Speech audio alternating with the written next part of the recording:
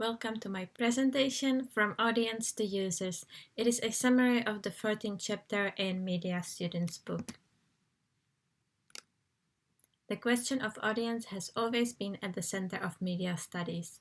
The term audience comes from the Latin audit, which means to hear. The FX model presents the audience as a passive listener. Following on from this first model, the uses and gratification model was introduced.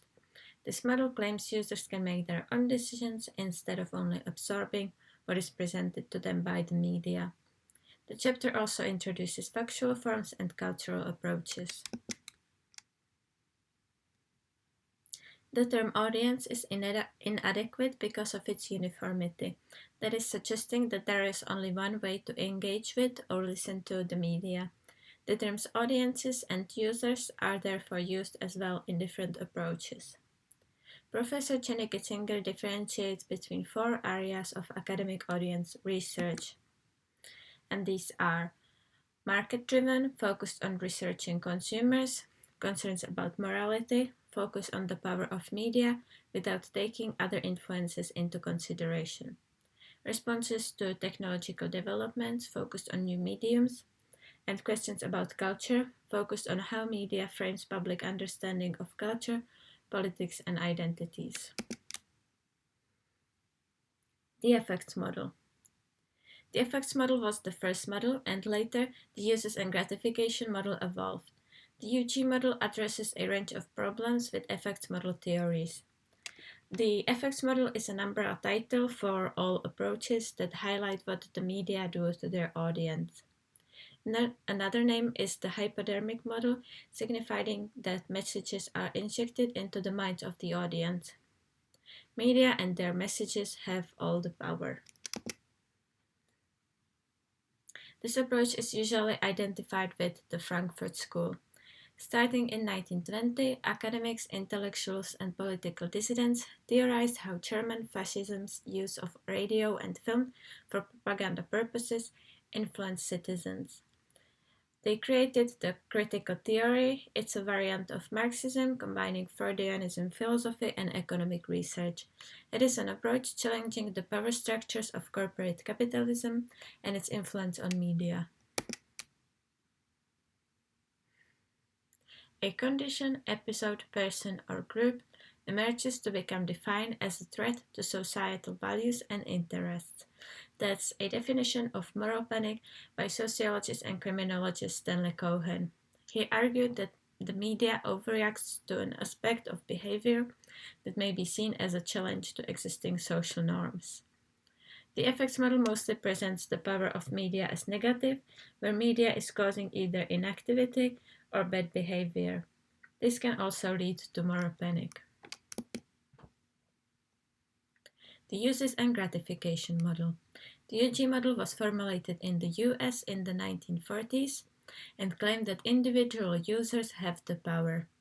The user uses media consciously to gratify needs and interests.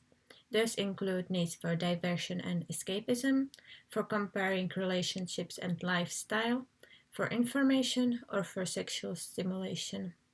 As well as the effects model isn't objective, the UG model isn't critical to capitalist mass culture. People are also more likely to want to identify as active users than passive listeners. So the main differences are that in the effects model, media has all the power, and in the UG model, user has all the power.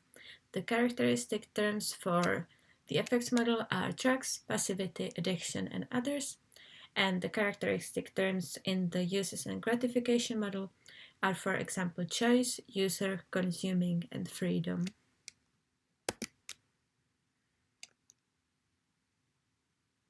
Factual forms.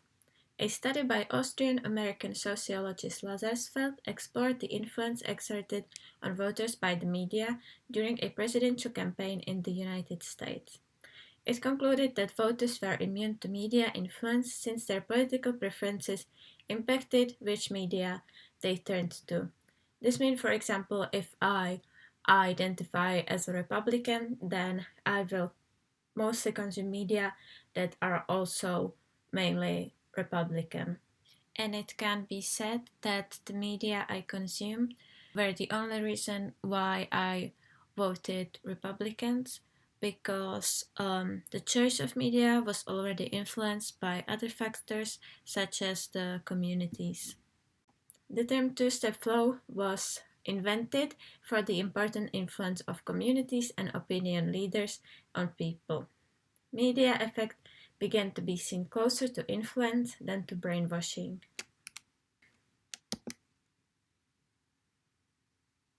Work by Stuart Hall enabled discussion about the audience to take new direction and to compromise the position between the two extreme models.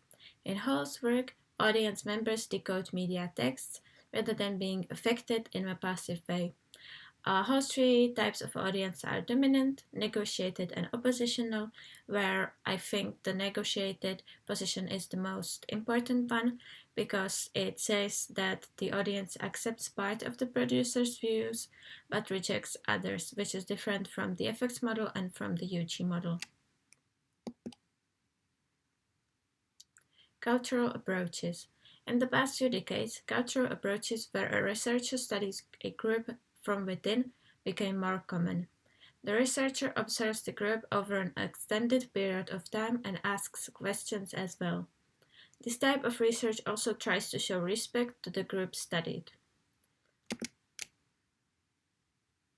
I didn't include examples of the studies within the models because the examples in the textbooks, I don't think they were very good or very well explained.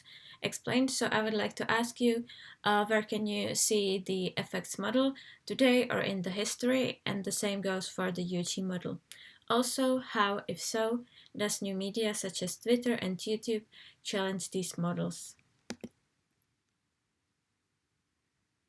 Conclusion.